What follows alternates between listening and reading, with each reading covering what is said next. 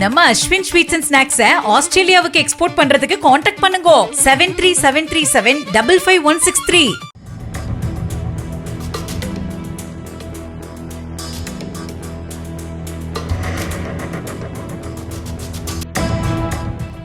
கிருஷ்ணகிரி மாவட்டம் கெலமங்கலம் அடுத்த உள்ளுக்குறுக்கை பகுதியில் 500 ஏக்கர் பரப்பளவில் டாடா குழுமத்திற்கு சொந்தமான செல்போன் உதிரிபாகங்கள் தயாரிக்கும் டாடா எலக்ட்ரானிக்ஸ் தொழிற்சாலை கடந்த 2021ஆம் ஆண்டு முதல் இயங்கி வருகிறது. 3 ஷிப்ட் முறையில் செயல்படும் இந்த தொழிற்சாலையில் தற்போது 75,000 பேர் பணியாற்றி வருகின்றனர். விவசாய நிலங்களுக்கு மத்தியில் அமைந்துள்ள இந்த தொழிற்சாலையில் இருந்து வெளியேறும் ரசாயன கழிவு நீரால் அப்பகுதியில் 100 ஏக்கருக்கும் மேல் விவசாயம் பாதிக்கப்பட்டுள்ளதாக புகார் எழுந்துள்ளது.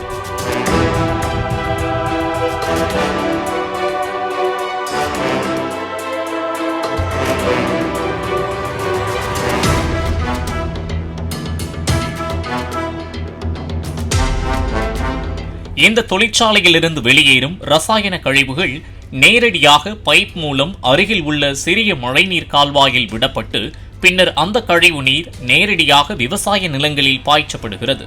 சுமார் 100 ஏக்கர் விவசாய நில வயல்களில் 2 அடிக்கு மேல் ரசாயன கழிவுகள் தேங்கி கிடக்கிறது. மேலும் தொழிற்சாலையின் உள்ளேயே மழைநீர் சேகரிப்பு என கூறி பெரிய குட்டை ஒன்றை உருவாக்கி அதிலும் கழிவு நீரை நிரப்பி வைத்துள்ளனர். இந்த குட்டையும் நிரம்பி அதிலுள்ள கழிவு நீரும் தற்போது வெளியேறி விவசாய நிலங்களுக்கு செல்கிறது.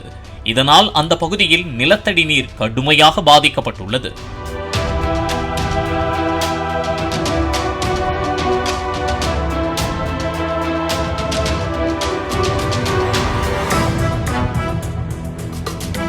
விவசாய நிலங்களில் 2 அடிக்கு மேல் டாடா குழும தொழிற்சாலையின் ரசாயன கழிவுநீர் தேங்கி உள்ளதால் எந்த பயிரையும் விவசாயம் செய்ய முடியாமல் விவசாயிகள் கடும் அவதிக்கு உள்ளாகியுள்ளனர். பொதுவாக கோடை காலங்களில் அந்த பகுதியில் உள்ள கிணறுகள் வறண்டு காணப்படும்.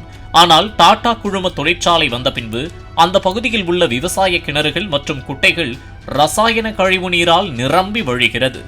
ரசாயன கழிவுநீர் தேங்கி உள்ள விவசாய நிலங்களுக்கு சென்று வந்தாலே ஒருவித அரிப்பு ஏற்படுவதாகவும் கால்நடைகளுக்கும் தொற்று நோய்கள் ஏற்படுவதாகவும் பாதிக்கப்பட்ட விவசாயிகள் தெரிவிக்கின்றனர். உள்ளுக்குறை கிராமத்தில் வாழ்ந்துட்டு வந்துட்டு இருக்கேன். என்னுடையது நிலமே விவசாயம்தான்.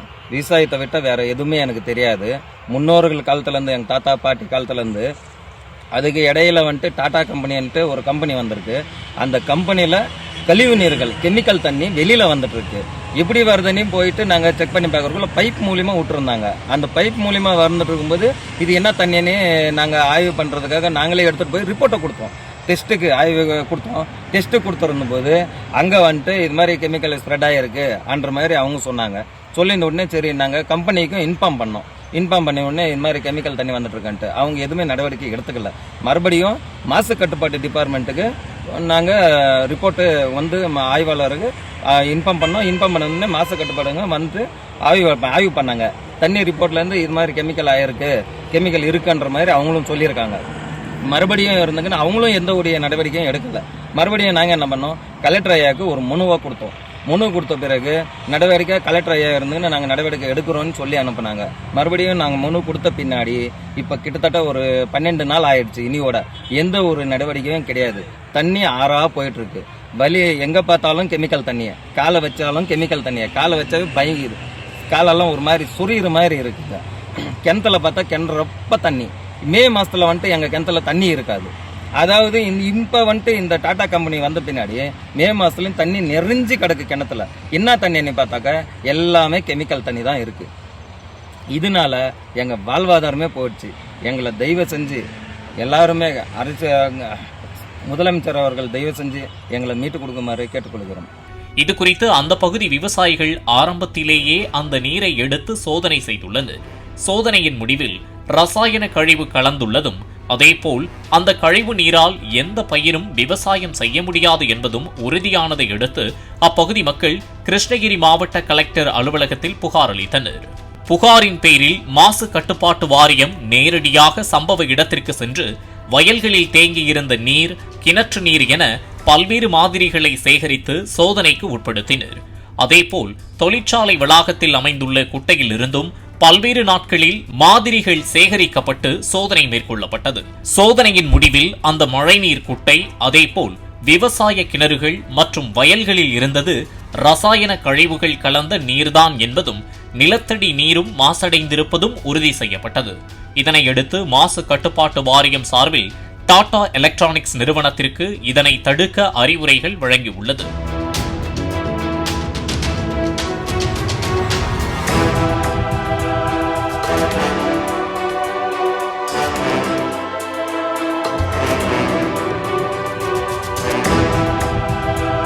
ஆனால் தொழிற்சாலை நிர்வாகம் எதையும் பொருட்படுத்தாமல் அலட்சியம் காட்டியதால் டாடா எலக்ட்ரானிக்ஸ் குழும இயக்குநருக்கு விளக்கம் கேட்டு கடந்த 10 நாட்களுக்கு முன்பு ஓசூர் மாசு கட்டுப்பாட்டு வாரியம் நோட்டீஸ் அனுப்பியது.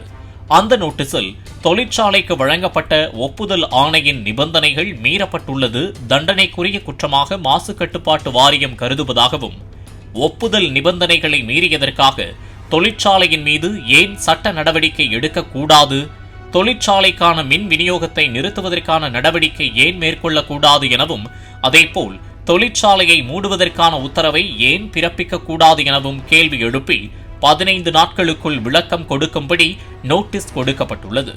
மேலும் குறிப்பிட்ட காலக்கெடுவிற்குள் பதில் அளிக்காவிட்டாலோ அல்லது குற்றச்சாட்டுகளுக்கு திருப்திகரமான விளக்கம் இல்லை என்றாலோ உடனடியாக சட்டப்படி தகுந்த நடவடிக்கை எடுக்கப்படும் எனவும் அந்த நோட்டீஸில் எச்சரிக்கையும் விடுக்கப்பட்டுள்ளது. தொழிற்சாலை மீது நடவடிக்கை எடுத்து விவசாய நிலங்களை பாதுகாக்க வழிவகை செய்ய வேண்டும் என தமிழக முதலமைச்சருக்கு விவசாயிகள் கோரிக்கை விடுத்துள்ளனர். பாலிமர் செய்திகளுக்காக கிருஷ்ணகிரி செய்தியாளர் சத்யா. நம்ம அஸ்வின் ஸ்வீட்ஸ் அண்ட் ஸ்நாக்ஸை ஆஸ்திரேலியாவுக்கு எக்ஸ்போர்ட் பண்றதுக்கு கான்டாக்ட் பண்ணுங்க 7373755163. பிளே ஸ்டோர் மற்றும் ஆப் ஸ்டோரில் இருந்து பாலிமர் செயலியை QR கோடு மூலம் பதிவிறக்கம் செய்யுங்கள். செய்திகளை உடனுக்குடன் பெறுங்கள்.